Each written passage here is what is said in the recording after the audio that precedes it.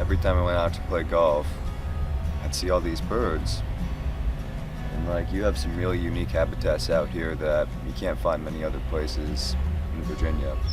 Cool. So I started coming out every couple weeks, walking around for 2 or 3 hours each morning, counting what I saw. So I log all my lists with this public database run by the Cornell Lab of Ornithology, so they're accessible to pretty much anyone online.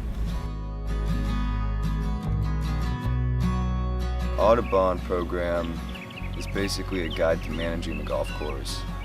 Restricts what pesticides you can use, and you have to leave some areas alone, like you can't mow them. This is basically just showing how effective the program is. Well, last time I saw some belted kingfishers, and those are always fun to see. And I saw a Wilson snipe, and that's a good find. I really didn't expect the variety and number of birds I'd see here. Like, that has really blown me away.